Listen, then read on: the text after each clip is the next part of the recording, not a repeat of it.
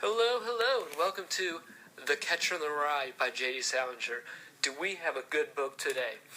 So, this book is going to follow the story of Holden Caulfield, who just recently got kicked out of his high school once again.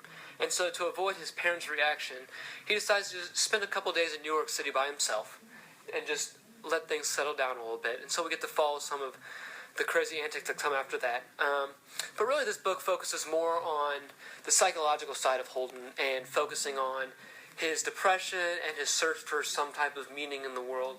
So, which rolls right into our first prompt, being that this search prompt really focuses on that psychological side of the book, being that we're looking for how the author can manage to give the internal events of the book a sense of excitement, suspense, and climax that we usually get with the external action of a book. And so really we're going to focus on three things here. We're going to focus on how the story is set up, being that it's a frame story, being stories inside of stories. We're going to look at how there's really a lack of external plot or external action, which then turns us to focus on the internal plot, internal action. And finally we have the sympathy the reader's going to feel towards Holden, being that we feel like we're on the same journey that he is. So looking at the frame story, the book is set up where Holden is speaking about his life to a psychiatrist or somebody in the psychiatric hospital. And so this really gives us a unique freedom where we can tell backstories, tell the story in whatever order we want to. We're not restricted to chronological order by any means. But then at the same time, we have to remember that these stories are being told by Holden. So we get a filter, a bias from Holden in telling these stories. And so that really gives us a unique way of seeing how these events played out. And so one of these stories being the story of how Holden heard of Allie's death. It really, being that the story of him in the garage and breaking the windows, that didn't actually happen externally in the book, but we hear about it in the book. And so even though it happened in the past, we still get that same excitement, like the same suspense that we would if this action actually happened. And at the same time, we also hear about why he can't make a fist, and that's because of this night. And so these anecdotes, these stories, give us a little bit of insight on the present as well, letting us in on the story a little bit more. And now I'm going to pass it over to Kayla, who's going to... Changing audio. 1 second.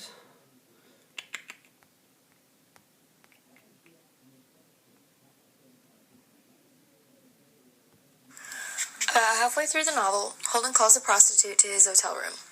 There is strong irony in this situation because he called her to the room and then decided that he just wanted to talk. The lack of action here can come across as a disappointment to the audience, but is still suspenseful because readers can anticipate that something else will occur instead. While this is anticlimactic, it's important to note that the lack of sex here characterizes Holden as being very confused and a lack of direction in his life. Holden could easily come across as being a callous individual. However, in the prostitute scene, Holden's internal battle between physical pleasure and the few morals he has is very clear. "I just didn't want to do it," he says. "I felt more depressed than sexy, if you want to know the truth." He had previously stated that the opportunity had come up before, but something always got in the way. Holden's argument with Sunny about giving her money anyway shows that, even though he's made bad decisions, he still has a conscience. The carousel, while being a physical object, is still largely a psychological turning point for Holden. He has finally found some kind of inner peace after battling it for the entire book. Because we saw Holden's struggles throughout the novel, the audience wants resolution just as much as he did. The happiness that's been absent from his life for so long finally comes back and is a contrast from his earlier depression. When Holden explains that that's the one thing about carousels, they always play the same song, his fondness for continuance, consistency, and routines is once again displayed. The fact that Phoebe is the one riding the carousel is also key to the final resolution of Catcher in the Rye. Throughout the book, he calls essentially every character except Phoebe, Allie, and Jane a phony. Phoebe is one of the few people that has any influence on Holden's life, and Holden's happiness is reflected in her while riding the carousel.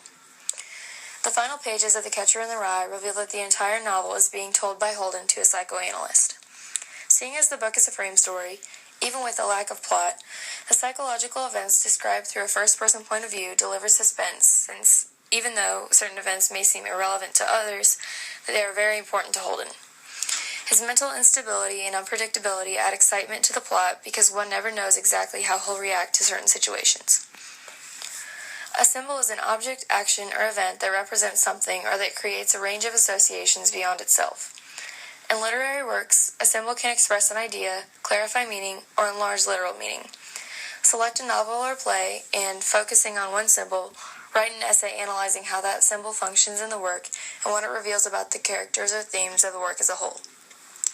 In The Catcher in the Rye by J.D. Salinger, the red hunting hat is used to symbolize Holden's uniqueness and solitude. The red hunting hat reappears throughout the story. The consistency of the hat reflects Holden's likeness for routine and simplicity. Like Holden, the hat is very unique and unconventional. Holden doesn't care what others think of him, and he likes the hat even though many see it as being odd. However, at the same time, he is also aware that it singles him out and can be very self-conscious at times.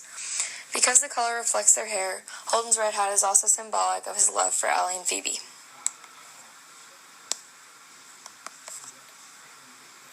Changing audio. 1 second, please.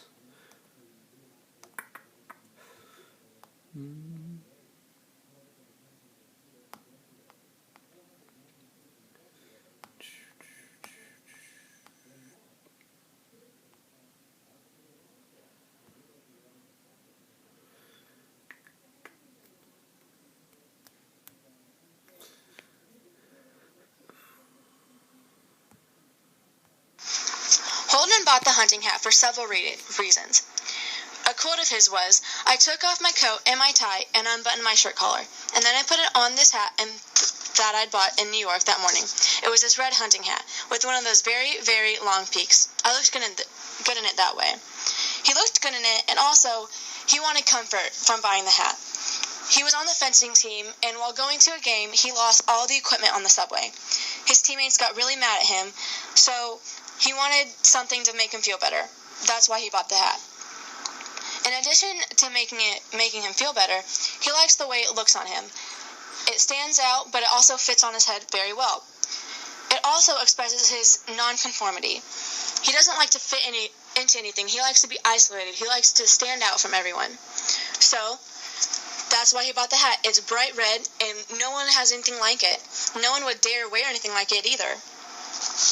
The red hunting hat also symbolizes his self-consciousness. He often calls it his people-shooting hat. He doesn't like people, and he calls everyone phonies, but he also cares what they think. So if they don't like his hat, he doesn't care, and he calls them a phony. He dislikes everyone except for his siblings. So that's where all the phoniness comes from. He loves Phoebe, his younger sister, and he loved Ollie, and he still does, but not in the same way. And his older brother, DB, he loves him, but Holden thinks he will become phony, so he doesn't love them in the same way. He doesn't rely on them.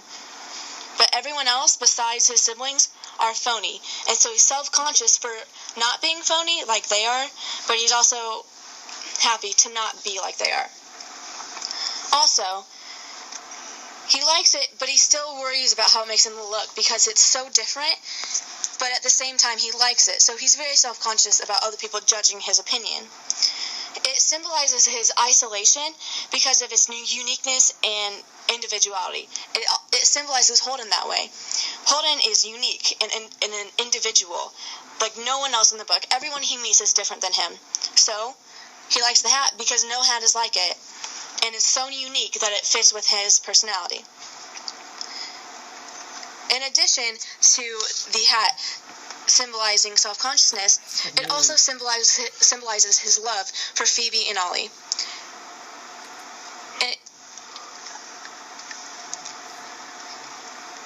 They are his companions. It's his companionship with them that it most signifies. A quote of his is, "Then I took my hunting hat out of my coat pocket and I gave it to her," her being Phoebe. So he wants to give everything he has to Phoebe because he loves her that much and he relies on her that much. The hunting hat is red, just like Phoebe's and Ollie's hair. Their hair is this bright red, and they're the only ones in the family with that hair.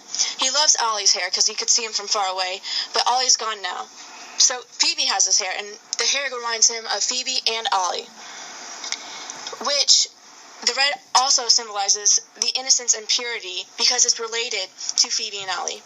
They're so young, and they haven't seen the phoniness of the world or the evil of the world, so of course, they're innocent and they're pure. So that's what the hat connects to.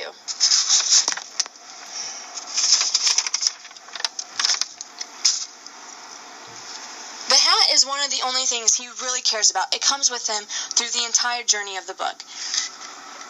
Part of it is because of its unusual appearance, but a lot of it is he just really likes his hat. He doesn't like a lot of things, so when he finds something he likes, he attaches to it, and he doesn't let it go.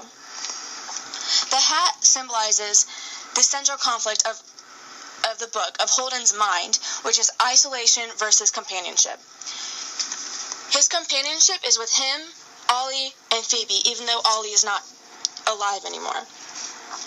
But it also symbolizes how he's isolated from everyone but his siblings. He's isolated from his parents. He's isolated from his teachers. They don't know enough about him.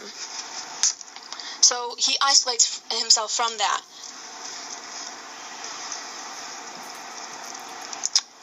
In conclusion, the red hunting hat has been with Holden throughout everything. It's his comfort when he's cold, when he wants to hide from the world, and when he feels alone. It helps him not feel as isolated, even though it isolates him from everything else. It also connects him to his loved ones, and his siblings are a solace to his loneliness.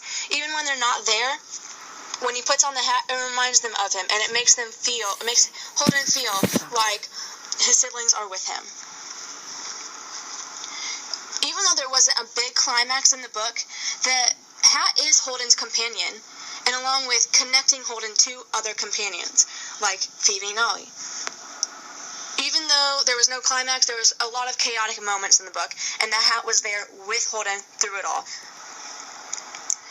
It is the constant in his life when school and family, friends, everything is temporary.